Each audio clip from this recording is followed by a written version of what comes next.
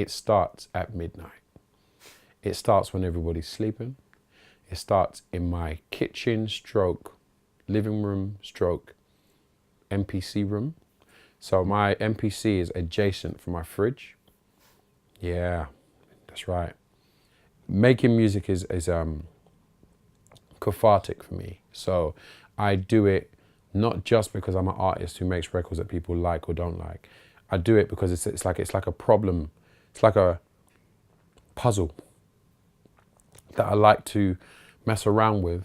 And then what I do is when I've got something that I'm vaguely confident enough to present to Big Boss here, Shanghai boss over here, then we look at how we can strengthen stuff, develop it. So I'll come to the studio and it's Drew's studio and we have... It's yours too.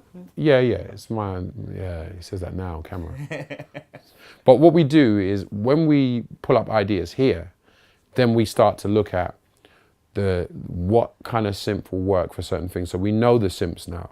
So we know what the micro Moog's going to give us. We know what the mini Moog's going to give us. We know what the Compuphonic Juno is going to give us. We know what the Selena's going to give us.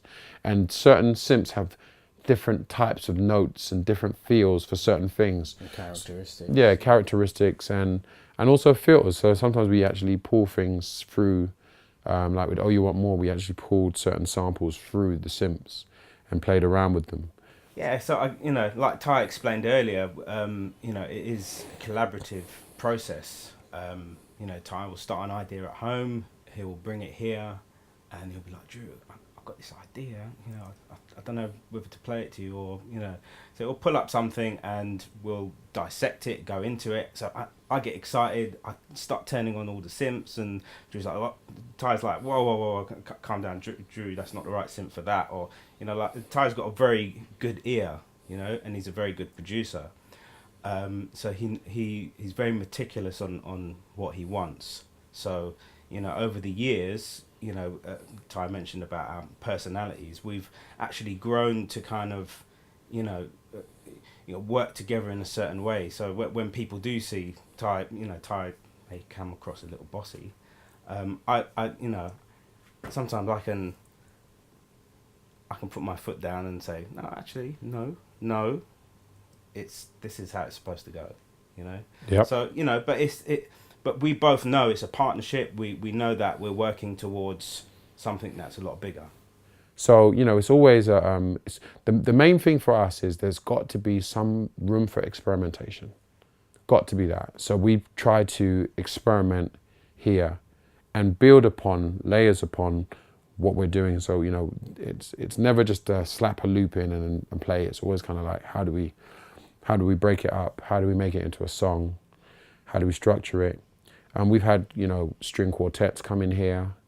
We've had horns come in here. We've had Jason Yard come through. We've had Richard Spaven come through and play drums a couple times.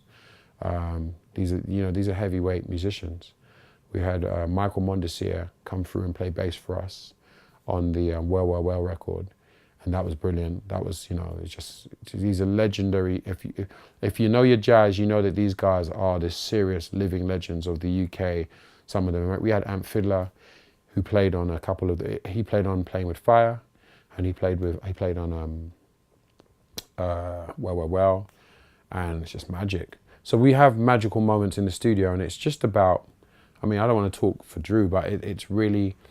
It's when we have action stations in here. One thing we don't do is we don't have anybody that's just chilling, eating waffles, slapping their gums, feet up on a chair. Like, no, you do that at home. Here, it's about. It's time to work. It's time to work, and it's time to figure out the puzzle.